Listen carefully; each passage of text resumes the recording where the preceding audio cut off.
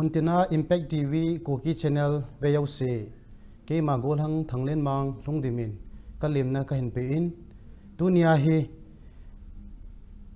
Manipur agenda noya Manipur Force and campaign chole propagandas chungchang thu ha experts khatlani to ke holim nei nei do hi in hi chen tinga hin tuni guest a hin to pi dio pu HEJANG MISAO directorial insight not nisle pu HOLKHOMANG HAOKIP social worker amani to ke holim na ininai du he kan sei ma bangin ike holim masangovin tuni kiman cha de dan ai lo la thilum dan ho neu neu han sei masang kate janela dungin Shanghai Express de trinia ho event nei le amko noya hitihin tu chung election adinga hin alung thei lo na ho Sunday ni tu ho an ko yuvin chukit te ngai le at sumin jong zan ha jinga yong chun press note san pi in ho yong imudi o hi in ai chwa chung chang thu yong hi ke holim na tua a topic chung chung nga jong hi in koi be kit du ti yong chu ka ga sei do kit nomin stala dia panelist ai to pi te ni win jong hi cha dinga yong chu lunggel ngai to sei khom dingin tim na khan nei ki din he thu do ta le tu ni ke man cha na ho a hen pan pe jing ka ting pu HOLKHOMANG HAOKIP social worker ama hin thu do a hung chu pe ing ka ting sau lu talovin ama ka hin do masat pe nom chu hi le iti dana thingthang mi te ho zo se hin election ahung nei ji te ngai la hin party hi su khel to kheli thojiu ham te ka nin MLA na hi sa his ta yong le congress an kai do ai lo la kun chat le party khelong ji in iti dana hi center hi ka ga sei be ki nom khat chu congress hat pat le hilanga jong hi it's a BJP hat pat na hi jong le center hat pa chu kizom be ji talowa hilanga hi aha I hona nga pa zo hi isop be ju hom ti yong chu na lungyal na seiding kan dei sa in hi chane ding a chun iti dana hi tu chunga hi BJP ticket hi amili min MLA te dang ki gong zo si ai ti dei di sa no hom ti hi na lungyal sta na muda ne khat na seiding in nang phat kan pe HEJANG tuni Impact TV channel Kuki channel ito banga boards campaign and slogans di thupi mangsa ke olim na ke jong phat ka chandin amasan Impact TV chunga ke phat ka pungin chole ke ma in jong ka seinom tham khat twa thudo apona kan seinom choi hele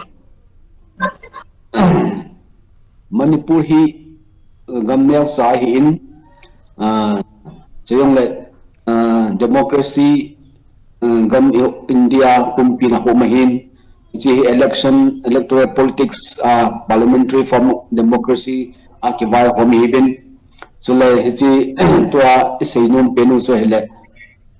iyatile politics election teng le political party ho hi central huin hi su hial to hal ki thote ham a hello le ichi fe hi ipya ko na itiam ti hi ang hi deu penin hiti sun ken jong ka ka senum cho hele Manipur al India hi central government influence hi hat ma magengin hiti sun hiti state nel sa hi central government chu BJP hele state government nu ki heljen he and the congress ki heljen de which is highly influence nature of political influence tampa ai akimuin hi central hi itam hana hijin jong le congress ai government ta al BJP government ta hi to bang am ti ngai le ebola manipula ki helwang we hem ti pa hi hi nang tai ai honi ga het diu choi le ke ma da danin hi Manipur hi gamnyang sa hi ahimla achanga ding thelo hi je chun hista bang din mun hi gom gamnya cha chun achanga ding thelo te na chun mi a ko na hi chi hinzo theina pa hi chi akila nom ji a chu to bang um ji hi jong le mi chi kita na jong hi a sam ji jong hi in jong na financial problem jong support jong zawin hi chu hi din mun hi stable hi lo ja government hi state hi income of hi lo ji la stable hi lo ja hi chu to bang ko na hi mi ho hin central lam jong ju ya hi an ta hi GP kan hi ai le nang ta ki khel na pa hi an nei no di wei ti hi ke mamu da ni in hi chu mi ho jong hi ki ta na hi ala sam ta in chu yong le political party hi central government a khela hi le hi nga jong hingang ta ki khel theina pa hi hi mo hin an nei num ji in state government income a hoi lo ji jong in chu yong le deficit in income ho ti ho ai le fund management ti ho do si jong hi abo na hi cho jong hi affector ka income mo na hi le ni sun chom cha khat hi chi adang kaloi pa on jong an sei thein ring kin chom ka chi ngang ka ting ajo le hang ta ong kin ka te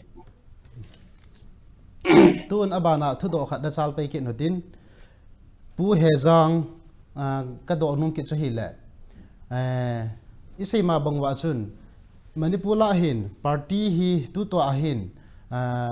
hinge Indian sunga chun party mo mong 700 plus ta in hi chung chuna jong hin I ho Manipur context sa awang chun ka vet dan a hin 30 below 20 plus wa ta bang he party hi active ta bangin aw min a he hi chola hin ti dana hi iga ave nei le party hi za la hi only they focus to BJP tickets katino min he chi chung changa hin ibola amilip hin yo kan sei bana chun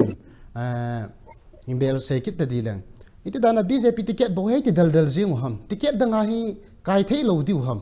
elo le ticket dang to hin BJP ticket ni pya ki khi ham elo le ti dana chi se bo hi atup tan ham ti jing otin MLA hin te danga ki gung ho zo si hin chi chung chang tu a hin pu he jangin na ngai dan ne khat nan sei dingin nang phat kan piki ni Okay, ama sa pinin Impact TV Kuki channel ho chunga ki pa thu ke sayin le tu nia encorai pon piu thanglenmang chunga ka ki pa na kan phonge thu do chu number 1 in jwa panelist panan sei ta in kita lo atin ta ting le thil dang tam ta ong sei sayin number 1 ken ka sei nom chu politics ung lut ho hi intention hi number 1 ipi ham ti pa hi to chi ngai ka sai starting le BJP bo chu election te na thei ham ale party dang ho chu ipi ham ti chu dong tu dong thei he ai ken ka sai no pen wang chu Manipur context ayong chen chomin kai do ta di lew hen Manipur la yong Kuki ho context in tailing politics ong lut ho hi number 1 a political stance kichi low political ideology kichi ta nei low chuta ting le ipija politics ka lut ham ti kichi ta o na nei ta gam sung sem ka ting nampi seming ka ting chuta ting le society seming ka ti ya hung mut mong nante ai wangin athang pya hi ba nai le ama a qualification jong lo ai wanga sumla pai nei ja election te jong mi da pon ji chun tu na ipija BJP hi mi zo si hin ban gam kel na chabi da na la ham ti hi ibet na hi le factor tam ta min factor khachu number 1 BJP central ruling hibin ani na in state ng BJP government ai jitalan chun tam ta be congress party ho jong na se jing ta bin BJP chu tu a chu government form hi ti chun sumla pa ya sa sampobe BJP ticket mukhat chun election ading ayong chu izan ham khana jong chu ki thu pina amu ding hi chi hi seile im ke bang hin abanen BJP ticket mu khat chun tu ta di dinga chu e ho nam gal sat ka hi nam sipei ka hi tia kilet sa tai nei ho hin central to ki ho na nei win central to ki ho na nei ju chun tripartite to ka hi ji chun state government ho khut no yang om win amo khut no am ji wa hi tu a hi state government ho sa lo dung ju ang he mo hi chat lo ding to bang om hi ji wa hi BJP ticket dei now hi BJP ticket ki mole amo support jong ki mountain to ta ting le angai cha election ade angai cha sumla payong ki muti ti ja chu BJP ticket hi tam zo hin hi ta hi bangam ticket kai no banga gel he a hin alang pe ai vet nai le ei ho hi Christian sa ho Christian ta san te ho hin BJP ho chi pi hi ipi ham BJP ideology hi pe ti thu ta ni gel po ni hi ka kai do phana a hi le a kho poi we are not concerned about whether means justify the ends or the ends justifies the means sipahi thupi ni gel po ni ke wang chun means is equally important as the end means di lo la end jong di lo tunin kai do jong lo hen BJP ideology ti Christian e ho sa ko ho dinga chu hoi lo wai le ipija chu cha chu idin te te ku nam ichipa chu kichi sa na ne ngai nampi na tong dinga ki gela le nampi ngai lu ding ta te nampi na to na thei dinga chu political party khat pin pina chu din ding he ti chu ka ga sei do nom he abana hin question hung sal kit natin ka do be kit nom chu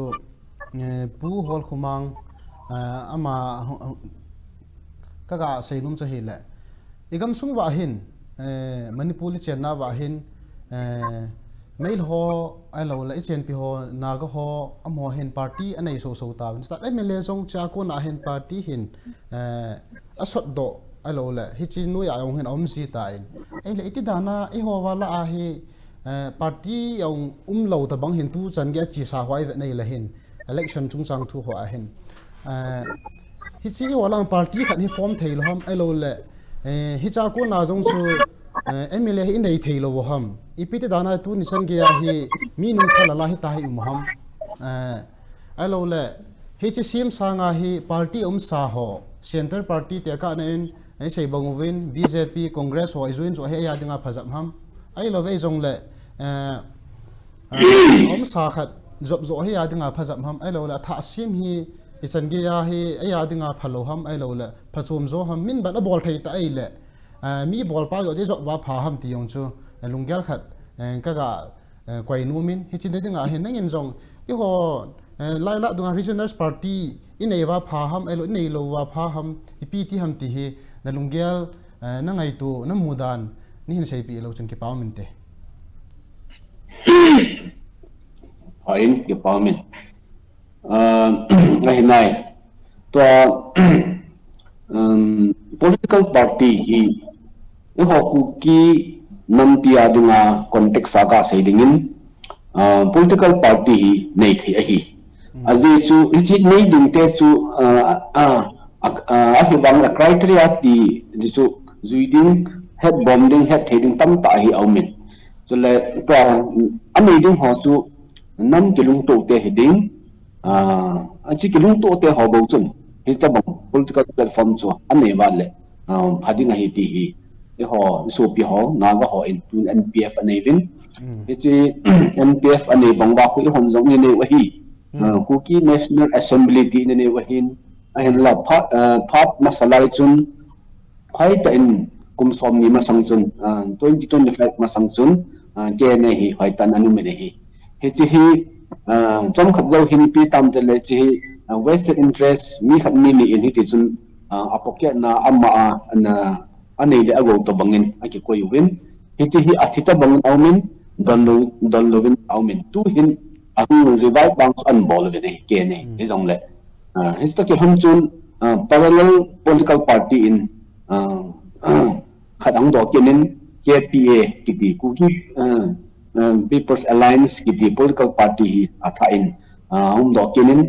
hi chi in nei pau hi a hoya hoya hi a hin la ka senum choi le hi chi in nei bang ma chu mo hi thi ai pui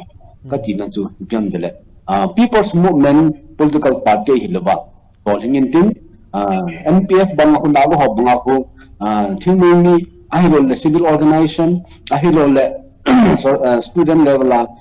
pom the ai rol le duy the hi dim khat bang chu sem wa la bang hanin tin aku ti lova le tun Kuki People's Alliance na kene su tham khala samme an pom the he poi ti ni yalta bin Kuki People's Alliance ti hin in market bin na hi chong hi ni that na ding abang su ho ya ho hi ai la asunga hi ho in hi chi the he ye lo ham i san the lam ti pai tu chunga ki mu da nai in ni wang wa hi Kuki People's a hi po la ye ti ka se lo no mi nei aji chu a mo hin jong consultation yang to ki to a bolu jong be sen jong ki mu po in che jong le consultation with the people so even thing mi tata civil society organization tata student level tata so au mai le tu chunga hi chi Kuki People's Alliance ki ti hi NPF banga hi amuna hi iki chu dingu jong le ki tam pa ni chi ta di wa hi tu chunga hi khanam mi ham wa ni akipro lo hi chi pi ham de le mi pi ho hin ti accept polai be ti nai ne People's Alliance ki ti banga chu mi ho ni accept thi polai be ti so ki akimuin wang sikum ta ka chu pem de le tu na cha chun is tv hi be na chun na sa ta in hi chi hi a hi lo na ho a hoi mon ho te lamon manifesto aponin na sa ta in cho na khat an nei pan bol ki devin hi chi chu debate nan mei ki ta na hele hi chi ado la tu mu yong chu ne kan hi tham khat ki tha bo hin revisit ki bol le hi ke ma ka kan nei dan hat chu a ki bol dan hi civil society organization ho dana chu a bol dan cha ki mu in hi chu equal representation in the state ti ho hi amon na satan ado dal we nei hi chu hi thing a chu mi pi na chu e tu na se do pa hi lo bin hi ti chu elected member ho chun tun example a sai ding in representative ho chun state government sim ding mang ta nang hi le ruling la chun daw thi ta loading mong khan nai umai ta bin hi amo si ti KPA elected ho si ji chu ani chu phem de le am ho chu mail hi ho chu atam majority are elected ho hung de we hin mail hi se chun hi chu opposition bol de we hin ila chu in any case ye chi KPA are elected si ji chu mail ho de nga chu ki mo pi the hu lo de we ta ne ai ti a chu manifesto jong hi phai de wa hi chi tha bola tha ga na revision ki bol wa le am ho vet de nga chu a ki share khat chu bolding ado pa chu a hoi de ba bola asung nga chu civil society ho to ki thu a na to hom ning pa lo hi chi hi hepa to na sei dan hi KPA de manifesto ho hi HNP ho mail ho la naga lang ho hen adai lo wa na sei cho na hepa ti choi le chi sim hoi ding sim phat zap ding asung langai ho ka bol thei tha ki bol to a jong la aji chui ho hi itin ma jong le state assembly la dunga jong hi amo to hem proportionate ki banga ki ding thei lo de ya amo to khona thei khana jong hin le na ti hi cho na hepa ai le chi mi pi hello la tam ta mi nu naw chapang sta le golang he ta pa te he ta amo manifesto ho KPA hi han lang ai lo le KNA hi jong le hi cho si jong hi neu khat na hin min pha na chung so na hin tu chunga yong hin hung ding ve ti nan sein party ticket ni khat mi ne na kela ta in hi chi a yong hin ading ho namin pha the hi ta jong le namin pha ong la pha che in chu chung chon a ju ka do nom pen ki khat chu ya nan min pha na ba na hin party in adoi la tu ma sui pi ham ai lo le khat se a chu ki gom khom jong lew han i ho hin a chi sa election hoi ni vet nei la hin only sit hi som se ta bang hi hoi chan jiu hi in a som ta bang ji su pi ho na ga ho chang ji in aban le 40 ni sab chu mai le ho velia ho chang ji in he che le he chu ka la jong chu neu khat nan sei chin thei da ham party in campaign dan ho alo la amo election propaganda he han lang alo la ta manifesto ho he zong la hin min pha le chun ki pa min te to ka sei nun choi le adang ngai point itiang le KPA chu elected all even ke ne agenda pa manifesto dung ji ya chu to hi already oppose umita chu atu wanga chu chi a hi ja chu oppose sa kha chu elected hu ni dong le mấy thầy họ chú Congress sai ta BJP ta âm họ chú majority hôn gì điều vậy nhưng mà chú ít tí rằng lệ ít tí KPA họ chú manifesto đúng gì à chú âm họ chú government sim là chú ít tí rằng lệ ít tí phát rằng lệ ít tí các bằng đem na đầy đủ na manifesto chú ta chú độ bé sẽ khát sẽ độ gì vào chú government sim mà chú giàu thì mong lâu điều về thì bao giờ các sự nông thuế na hi cho civil society civil society na puro ding dana hi amo jo hi civil society dana lo dana hi ilmu dana hi chu ka se du nei de itam khana chi thil dang ho chu observation no male azam long na supplement involved nang chu se amo hi political party bin civil society hi pove ai su phem de chi hi amo in like land delimitation jong I don't let Manipur land revenue act ki ho jong chu chang ne la ki sei pa hi chi amo de nga chu amasang hi ne khat hi boi diu dan ka mu nai le chu hi zo lo bin alo lawa chu thing hang gam ben tu de hi ho to banga hi se ya asung nga chu civil society ho mo pun ho hi iwa hi ha ji daw le chu amo chu alam pi chu wang do dam ti pa chu ka ga se ni cái nó cứ là sẽ thấy rằng anh nghe non supplement bộ cái văn phần mang in manifesto chưa ha focus in manifesto quý vị này là em phải nói dengan chú ấy họ dengan chú ama in cái chị vào lên cho cái con nung mặc bộ bình là thế hệ chú tiền cái văn phần Kuki People's Alliance or Kuki National Assembly dia Kuki adinga cho ki form ta le Kuki te dinga apat somna Kuki te dinga khantona manifesto sim diu chu asim diu alom cho hi in politics I mean head du khat chu there is no foes and friends in politics permanent friends there's no permanent friends. There's no permanent enemy in politics. Ga saying in KPA manifesto itay bang watu NPF manifesto ko tayo belaw chun ho sanga ko khote amo yung ko jangpat panatilo sa yohin ay bangin atupi ka sa chu manifesto achu atup na doyo sa chu langhat na khat chu hinan atupi pin bang chu Kuki te ikilung to diu chutupi ikilung to ba state assembly chu misom chu KPA ai lo le ke ne a chi do zo wai le yo manifesto chu koi man hin be ponte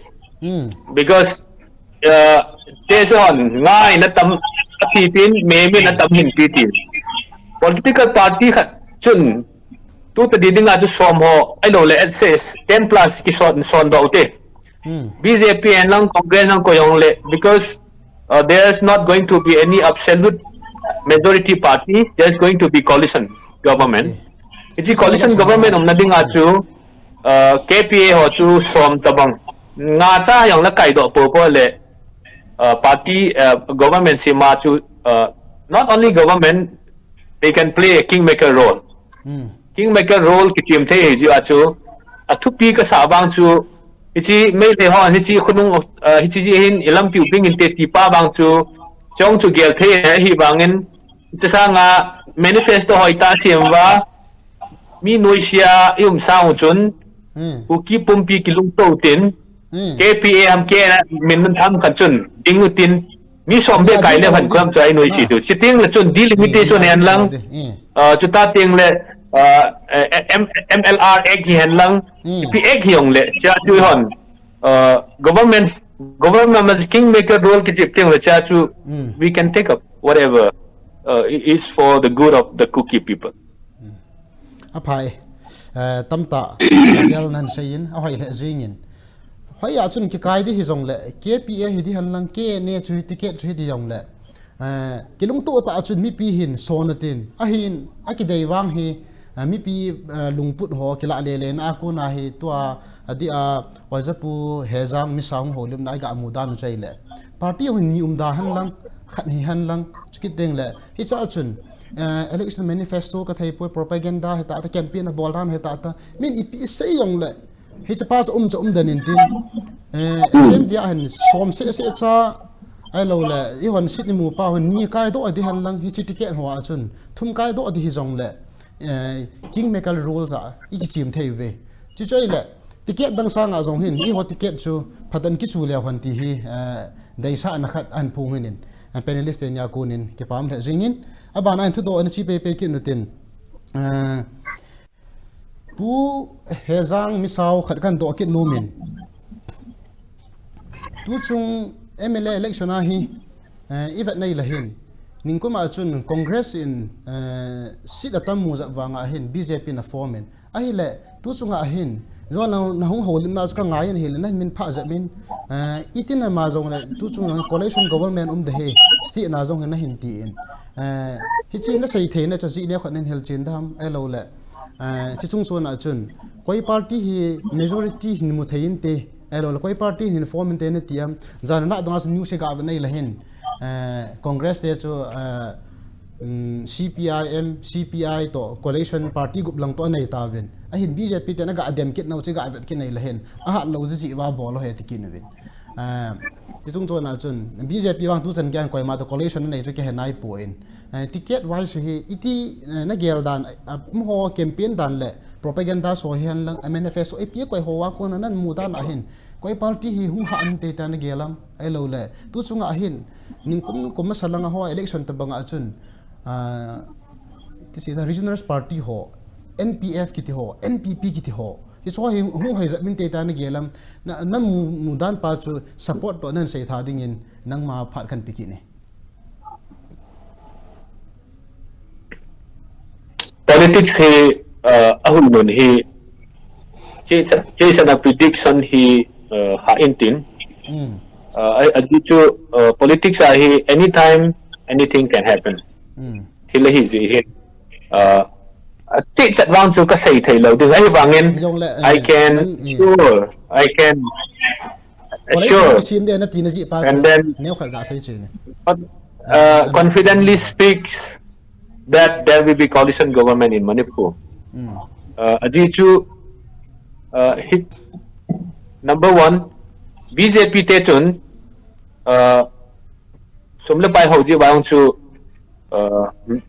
absolute majority ka modi he takinyam diu he starting le congress ong chun absolute majority ka mu loading he ti akinep ja agel ja to pre-poll alliance ya bolo hin again BJP te hi zanin absolute majority mua government form ning ku dong lo amu lo diu he aji chu public sentiment jong he that's very important public sentiment jong he na sata he Manipur government chun as a BJP party atu public sentiment tam ta su kha lo mai the ahi bangin central BJP government hin public sentiment especially minority community like Christians, tribals, Adivasis, Chutating le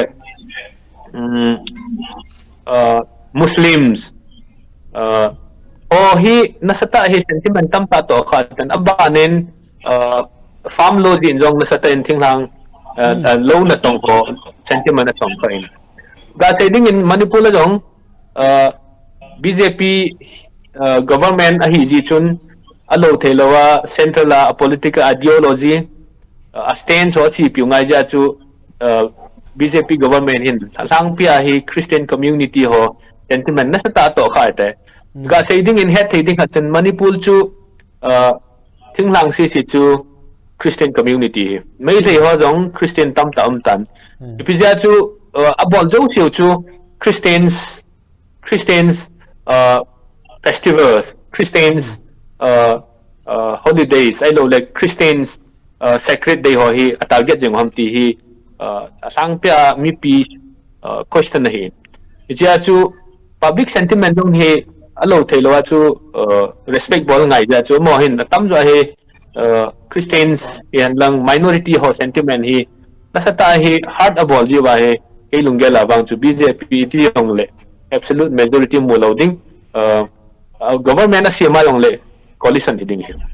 achu ti lo wai le tu a pre-poll alliance nei ho hin government an sem thei chance mu ti chu ka ga predict he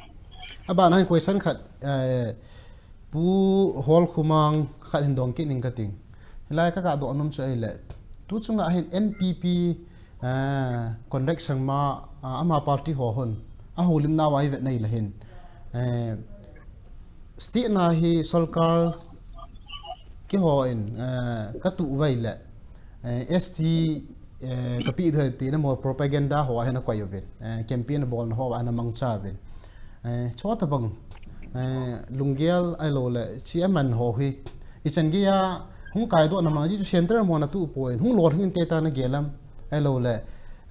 hi chota bang hi election campaign na man pa ho hin mi pi sentiment aza na nam chan pi ho hi tong khan hen te ta na gelam ai lo le hi chi zo thui bo ve ai lo le aji chu thing hang mi hi na wa hin am ho to hin category khat chan bo khat hung chan khom du chu Kuki le naga dinga chu panna lodi hitai ni ho kati do pen chu ima chai chandu kata san poi kati ne hen job vacancy sita ta ipelam pang he lam am ho advance ma yeng oven ai su pi ho ke chen pi ho mai the ho he hi chi hi tu ni a hen in sei khom na ban wa hen hi chi i chan ge ya hen amu na the chan chu umam chu chung chang tho chom jakhat na ho lim na lunggial na mudan na hen sei ding ka dein kan pikin amo NPP te ho propaganda manifesto at dole to muzu am ha chu power am hi vai le he so to bang sabi ST status lambi chu am mo hin nasata a ho sao ai le priority a pe pau hi ichi hi iga ba nai le ni cha ko na hi e ho thing ham te ho jong hin ichi hi nasata aware i hi wa cheyong le alam kai chu am ho mai thei phai chami te chu a hi be he jong le he chwa ko na hi amo hin prospect pil masanga aga amuwa he to bang hi le phan te ti pau hi chi adi ta se danga chu chi ntu le twa hi Manipur sunga dinga very very controversial chu ha chu a hi in azi chu amo jong hin se tribe a hi mom na pau hin hai ta chi i hon hi no amo jong hin he chi hi apa nungron na akhel mom to akhel mom to banga mo jong hin anam hi identity pa hi STR buna nang le i ho ngadi Manipula chan bo ho service hi ta ta ipia hi ta ta gamlei si ta ta mon chi hi look hills policy ti to banga hi mo jong hin agel wa le ST hi na hi chi aki bol wa le adang hi amins ampoi ti pa hi mo jong hin hi chi ha ta agel je wa hi chi an bol wa hin adi ta chu am ho hi so ta bang so a hi ai long le a hi mo dang chu lo mai the hi a hi wanga chu development concept ning ja wang chu am ho chu a hi the lo na diu chu tam de le ni hi khang to wa apa ban banai chi hi hi chi schedule track SD ki pa chu e ho minimum ho ai le mi khang to lo a hi phat ta tin le chu STR puna chu general zong hi pe no lo chu hum zo thei ding ai am ho chu hum ba alin ram chu neu da hum ki bo ki cha pa chu thil hasta hi zong le am ho ha ki dum to vin am ho zo se hi ki tin am ho him tin la ha ki chu am ho ti chu pu hol khuma ka ho li ba na am chal jen di ba nei chi di ja um ta bang chu ma hin na ni dong le ni ka da na bang chu so to bo hi movement hi ang him ta alo him ta nga lai jong le valley tribals hi a hi so identify aki bolwa hi chi chang ge chu am lo bai de hi chang ka hi chi tribal ST hi na i ho to deng khat ta banga hing du bai hi chi hi ho ta nga yong chu boin ta hung ding so le Manipura chu i ho ta chu na sa ta Tripura ho ta banga hi chennai gi na ho hin tup loading am hon yo anung ge lu choi le thing hang hi iti le lo de ham ala service wa hi iti le ST bang a hi tam ta cho ko tai lo lo ke dam ke pa hi ho motive behind ne ja chu he chi hi I ge lai de chu he cho ta bang din mun hi ai ta la ta din mun hi tribal Manipur tribal ho jong in in that nai le ho din mun pa hi it's a ang phun ni ma ke pu jong ang phun mai jong le ho jong ki ven ta ni thim ba he cha ko na chu ho jong hi very tribal hill tribal ti chan gi hi aki bo do ai do bang chu he chan ge jong chu lam pi na la yin tin a ho ti lo vai le chu mo jong chu hi chi government a hi mo jong hi chi bai ta he na bang chu mu dio bang chu hi chi gin chat lo ke khat bang chu ai ni apa na hin iti tung sang a hin ke pau min pu hol khumang lungyal nan sein chi tung chon a hin pu hejang ka ga do be ki nom chu election campaign ang phata man no khat chu ta le khat la ni ke holim na ho iga va nei len social media la hian lang pi jong le NPP ho hin BJP sanga jong hin tu chunga hi an ha bol hoi zap te du hi election result a hin gin chat no me ti ji chung chon la hin pu hejang ka hin do nom chu tuan seo chi SG hi an dal no ha sot le ta en chi chu ai le Kuki naga ga ki thua tin thei ti dan lampi ipi umam ai lo la social activities khat na hi na jong hin ai lo la I lo a pha ham he chu hi iti ki hin to a pha ham na lunggel election campaign an man mo khat no hi ta ji a hin na mu dan na ngai dan na hin sai thei den ta chi hi mai le ho general category khat nin ST in demand kiti hi sang pana se dinga chu za cha ta a hi a hi aji chu ST kiti chu min hang to lo chu ta ting le back what ho kan to ne dinga chu category min a koi ha mo in ST an demand ho hi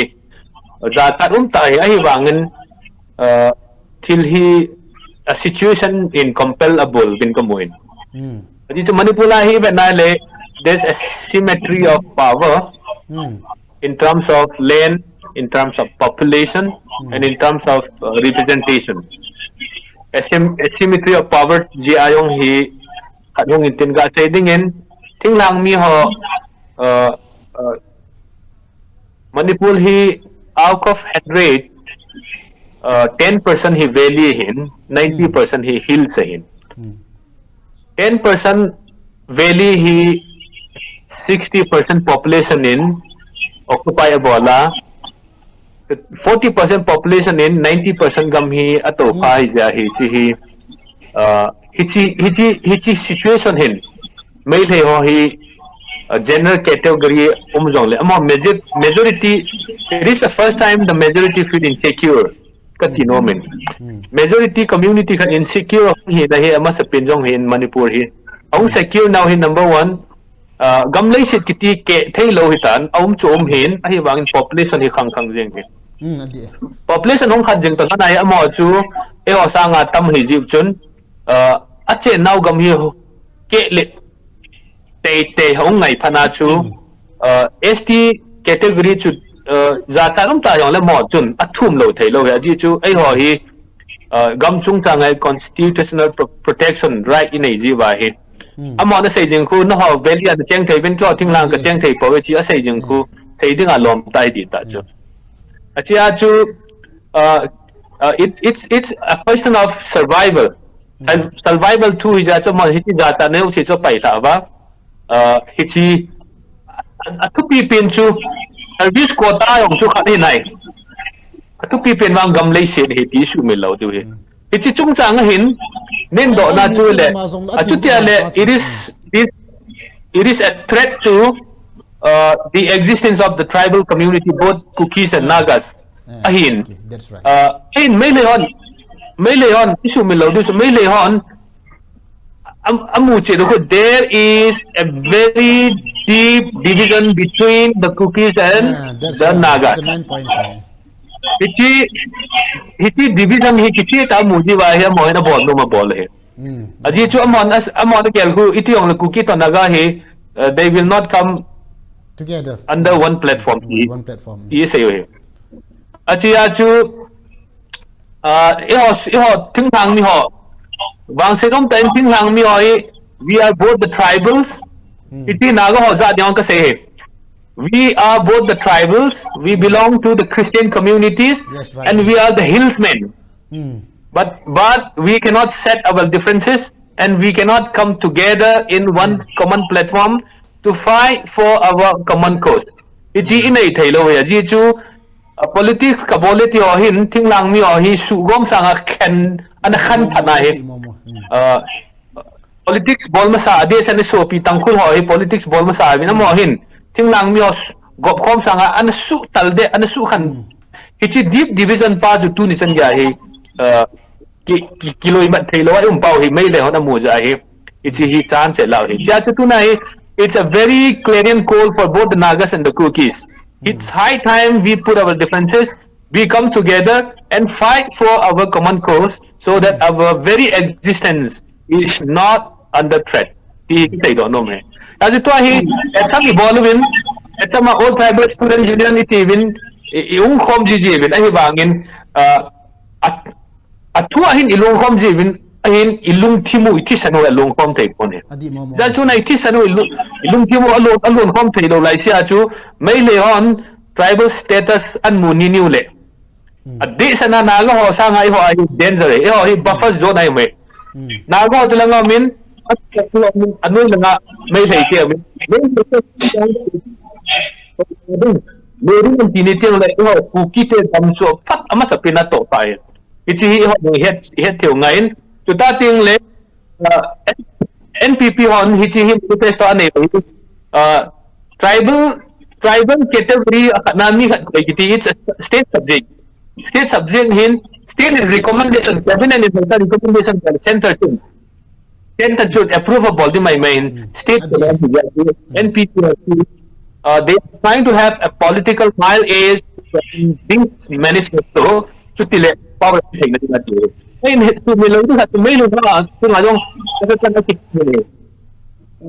tribal heeding dayloy tribal heeding dayloy adim sini cepat tu milau ding he may hitam tak tu lai sangat yang pada saya dengar isu he ilai asang kium tanga tom hadu le lang anui lang tu tadi kiti ati ngati mo num lawe acha acha pun tu head ngai itu dia yang su kai ju ai di pot hin isu me lo du su hing di ho of education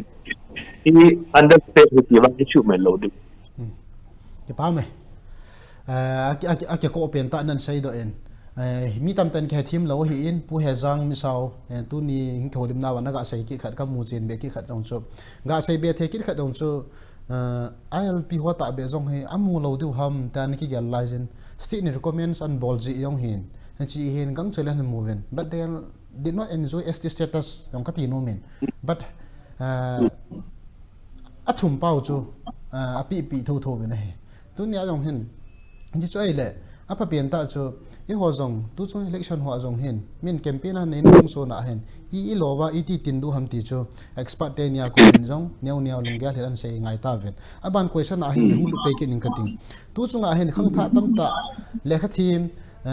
service in dal ha te ham tu chu assembly election a dinga hum ke go om ta en nga men pha thei khat ni cho min nu kim neu hang sing aban te ngai le ti chun Dr. Jules kiti ho ulun lal HAOKIP kiti ho aumen hi chawa hin ipi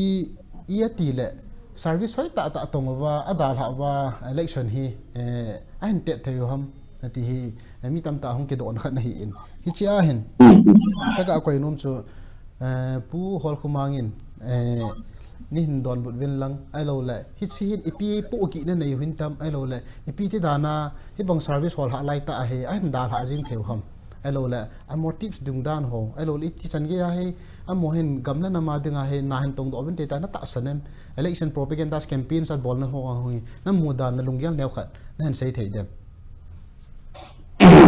pare chi thanu ta khat bang chu a hi in ji chu amo ho hi su pite ho candidate ho incoming candidate ho ula toa huchanga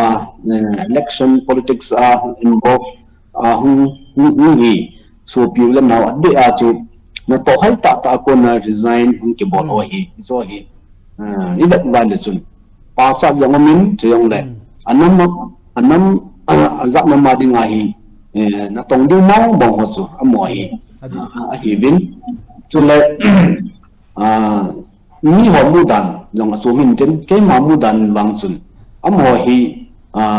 ko na chang ho chu a hi vin a hin la a boy ta kha chu piam ti le mi kha chu anga in consensus khan angin mi kha jo anga ki din consensus the same consensus a hung ke te mo pa hi chu pa ho hi na sa in in biha Kuki society chu mi hom cha bo hi vin service long hai ta pa long inji khalen ne ji do bang hi tia chu mi tam ta long hi lo ji vin it wang lo me thas thin ke keng salas ni hi the hen nang am ho hin tam khat hi ke ve han lang hi ta bung situation hi a pha dung ju ya hi intervene boarding pa hi dong le ne khat wang hi hai ta in am ho long ke yel za mo han nang hi chi hi tua hi a hi mong ta confident ta people mi ho hin amuna mi ho to hin ke to ze ma acceptance pa tu tam khat hai ta mi ho hin hai ta apam thi mong hi pha le chu hung le nom ding ai tua hi service a high chi official tu an example a se denga sai ko ho bang hi ai le hulanga sai tu ho bang chu mi lang na ho ta bang hi a hi thading ma ho hi cho hi post hai ta central service a ko na long IDS ham ailo le pem chom ho central service hai ta tong chu design ki bol ba hung jing ho ila nai le Kuki nam pi denga chu an khana chu it's a great loss ka tin omen na sa ta man tha na a hin na hilanga chu mo nam pi na an to de pau ila nai le chu than ta ka dai kin ni sun appreciate ki bolin he jong le an khana chu mi tam ta hi an ki te denga a so mo chu bol hin bin na di ila nai le he chu challenge ma hat le yam than ta le ta si ta chu on bi zin nai le chi pa hin mi min hoi e ho ding a long hi mi pop de wa ding a jong ye ha sai ki ta da si no ne hi chi wang phat ta ang lo jing ba la bang chun am ha chun na an to le chun na sa ta le si ni e ho tu khang hi ki hial ding ti pa bang hi bin cha dang min hi chu ne khat chom khat am ho i su pi te ho hi chi service a ko na hung ha ya to a to dang talok sang ta pa an sa no ba hi cha ko na ang ba ya hi ta bang nam pia dinga azak nam ngai lo hong ki pi do hi pa cha jong i pi vin jong amon lo hai ta ang lo ni ba hi chan bol tiang le khang tha ho dinga hi kin ma me ti bang ka si do no ne pa me pu hol khumang nga konin service hai ta handal ho hi khang tha te ho thu do ke do na pe na hi aman jong mi tam ta lungim ne jong hi to amun hi bang su no do ha lai ta service nyau them them jong hi lo han dal ha wa nam hei lut na zal hong kun do te ho hi am wa tong ding alom ta jong tha lai ta jong he ti na sejen ki pam the jing in hi jong le hong kai da khaw le service ho cha pa mai ye ti kha jaga koi kin a hin a ha lai ta a hoi lai ta a he nam na han tong ho hi pa cha lo the hi po ve hong kai do lo chu mi pi ho khona ki nga me ti ong jaga koi kin no min abana hin acha ina lama dinga hin pu hejang MISAO khat khan do nomin ama ka ga do num cho hi le candidate khatin election a goal zone a hin nei ta le vote anapilo khat le ni ji mai a chanvo chan sa lo hin di thading hinam chule MLA khat dinga qualify hinam ti yong he tu lai tai ho nam sunga ma ha chi le jingin alo la mai le ho la na ga la ang chi te di ka ta saden hi chi hin development fund se jo focus ta lawa chanvo se long ka sei nom na jong cha he po in MLA mi isot do tiang ve la hin amanu ama pa hin pham hi chilang ho to personal i ga kai nai thu hin i hoi khuwa ke vai pu te hi bin khuwa sunga hi chi khuwa development fund pi ta lo ti ho hi he cho ta bang ho hi ka ga na lungyal neu khat ka ga het no me tabang lungyal pu chu adin rong din da la pha he chewang chuna koi san chu cha chun straightforward answer kapi no min hitabang lungthim neo lungchang neo ho chu election no din dale pa hai aji chu politics ahung du khat kiti chu kei gel danin nampi na tong nom hin tuta ting le zapi na tong nom khat he election kiti hi it's a game achu there will be always winner and loser winner khat chun a win na hobo mi ho chunga chu thilpa bola a win tuta ting le ama vote na panglo ngo chunga thilpa bol thailo kiti chu milung neo milung chang neo ita bang chu zapi na tong di hi pon tuta ting le nam na tong ding hi poi tuta ting le isu milo diu chu kasai bang politics khat hung lut kiti chu politics kiti che chang electoral politics a hung lut khat kiti chun phachom na hi nam pia ding hen lang zapia ding na bol nom he ti chu ta san hen a hen election na hung dinga hung kai do a MLA hung hia idol minister hung hi ho chun ato ding chu development na to kiwa hi kichai lo ding hi development na to bo hi dinga le chun nang le ke kai hi ong khan ne to the hi a hin I bol du politics a hung dur khat chun policy level a hi a kichip the ngai policy level a nam pi khunong dinga hi thilgo na nei ding icha chu